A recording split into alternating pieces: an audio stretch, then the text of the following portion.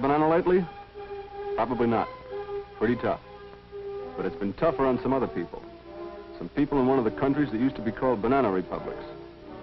There's quite a story back of your not having bananas, and it's a war story.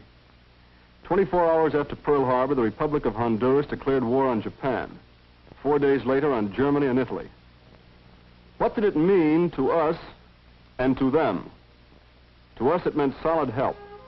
Strategically near the Panama Canal, this Central American nation faces two troubled oceans. Its air patrols have helped stand guard against Axis submarines. And from the first, Honduran sailors have gone to war in the merchant marine of the United Nations. 100 or more have already lost their lives. Others, 3 times torpedoed, have returned to that service as eagerly as they entered it. Hondurans are tough. But this ally has even more to contribute than its human resources. The rich tropical soil of Honduras can grow the vitally necessary war materials lost to us in the Pacific.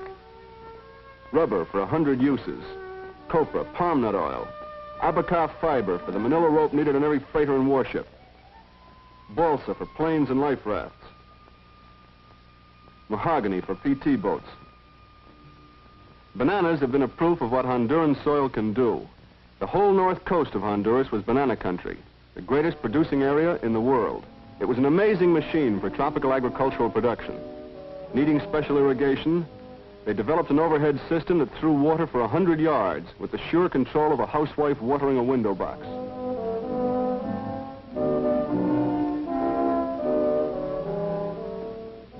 Every phase of the work was timed to the minute.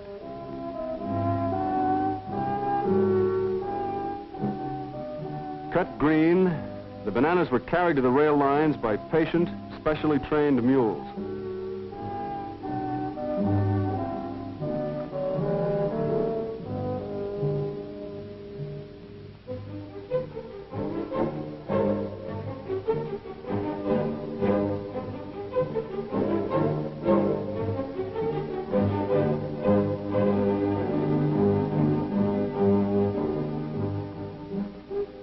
Starting with a thorough bath, the fruit begins its trip to the North Coast shipping ports of Tela, La Ceiba, and Puerto Cortez.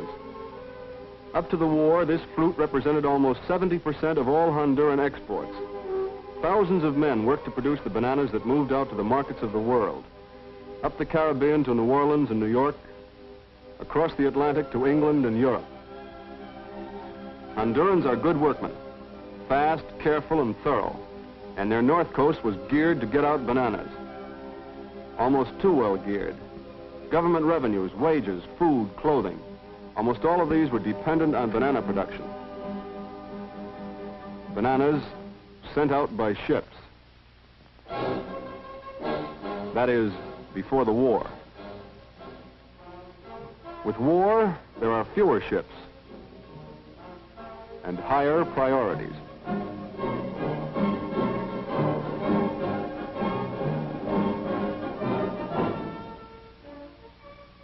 North Coast Honduran economy stopped with a jolt. A few bananas still moved, and the fruit companies did what they could to keep men on, but thousands had to be let out, and there were thousands more dependent on them. Back on the plantations, bananas rotted on the ground. In the towns, it was men who were in danger of going to waste. Some headed for the interior, but the North Coast trouble was already meaning hunger in the hills. Most had to stay where they were.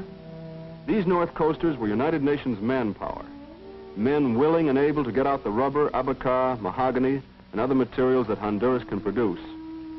Planting stock for abaca can't be found overnight. Large-scale mahogany and rubber production can't be organized in a day.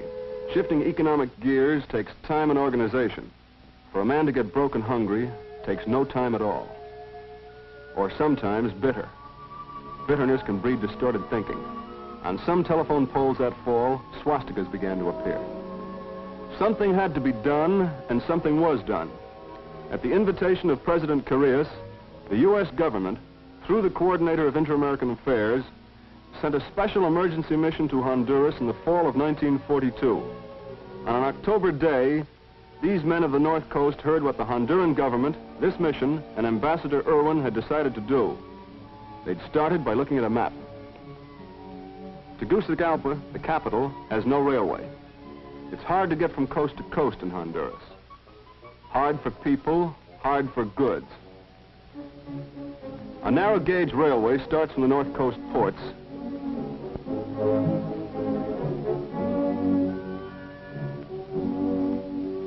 but it stops at Poterillos.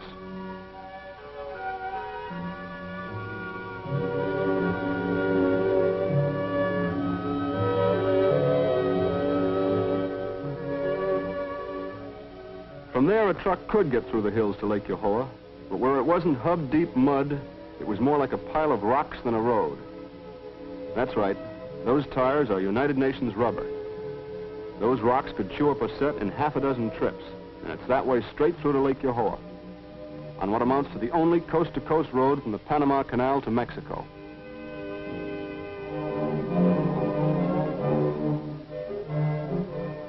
At the lake, the road gives up, and it's an hour-and-a-half ferry trip before you hit road again. Still not very good, but it takes you over the mountains to Comayagua, Tegucigalpa, and the Pacific. The bad stretch is that one from Poterillos to Lake Yohoa, and the hour-and-a-half barrier of water at $20 per car per trip. It helps make shipping costs from the coast to Tegucigalpa higher than pre-war costs from New York to Buenos Aires. Corn, beans, and mahogany from the interior can't get out, and manufactured goods can't get in. And if we or Honduras ever wanted or needed to move heavy stuff fast from the Caribbean to the Pacific, and if anything happened to happen to these rickety ferry boats, the Hondurans and Americans rolled up the map. They'd found their job. During the time needed for full war conversion, Honduras, with American help, was going to fix that road from Poterillos and build a new one around Lake Yohoa.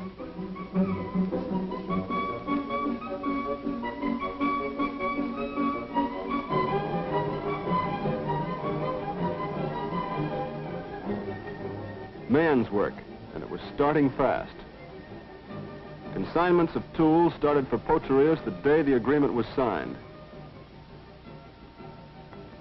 Selected men were drawn from every town in the north coast.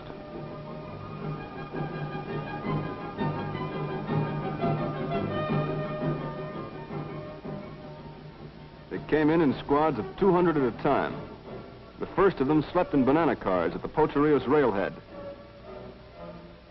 as they built work camps out through the jungle for the hundreds more who were to follow.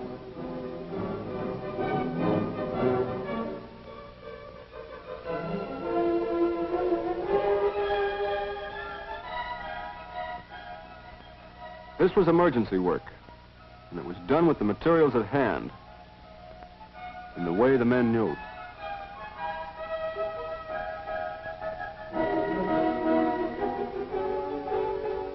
The roofing came from the forest, Manaca.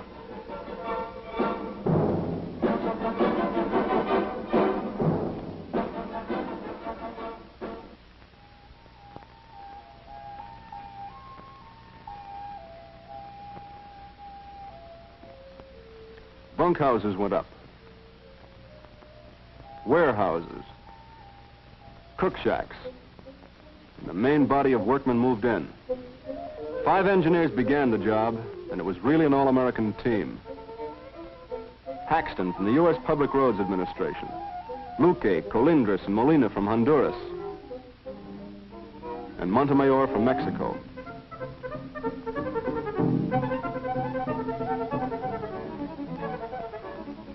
The master carpenters, foremen, and masons laid out their jobs.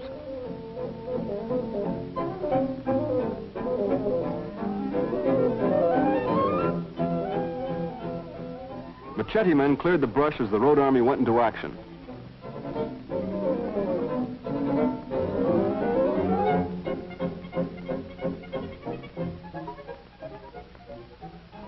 Nine weeks after this project started, nearly 2,000 men were usefully at work, and the road was pushing through for Lake Yohoa.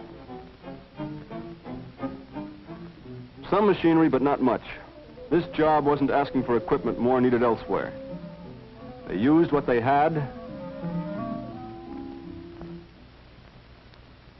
and improvised the rest.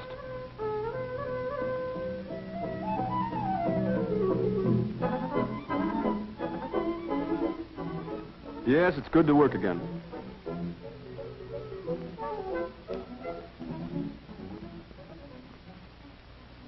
Good to work again. And good to eat again. As the men hacked out the road, their women moved in and helped organize the camp life. The laundry was a gift from nature.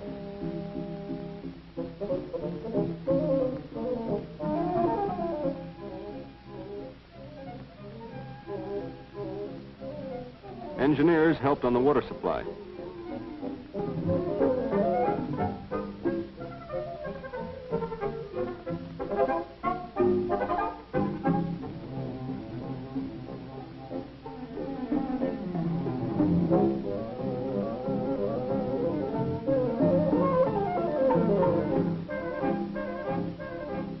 And they saw to such details as drains and traps for dishwater.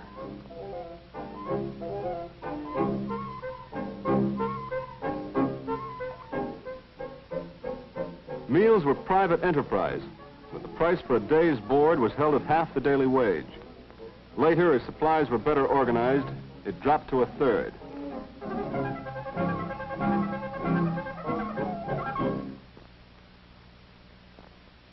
And every day the road went forward.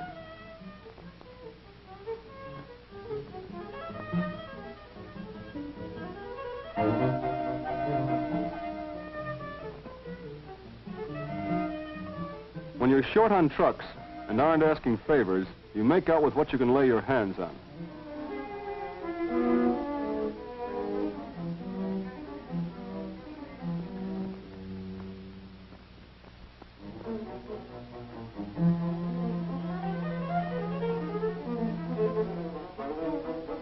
Honduran workmen stack up with any in the world. Their stone is cut square and their ditches straight. It wasn't easy, though, even with good men. Not with malaria and dysentery around. That engineer lost 30 pounds the first 4 months of the job. The American engineer dropped more than 50. How many thousand pounds the men lost altogether would be pretty hard to count. More than earth and gravel was going into this job.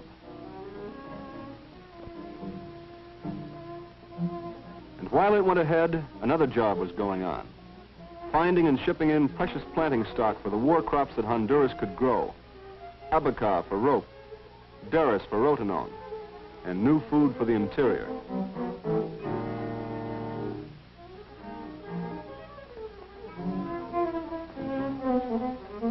Any road needs bridges, ditching, and culverts. This one, though, has to stand up under rains that can come down 6 inches a day. That means good bridges and lots of culverts, Honduran made.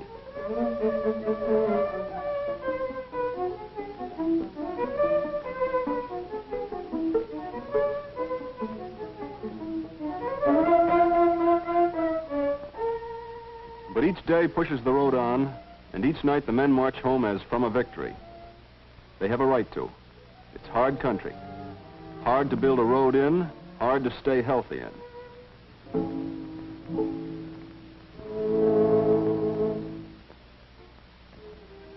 That's an important building.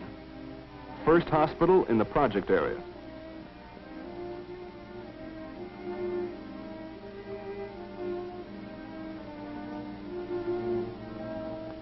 Dysentery and malaria, the tropical twins.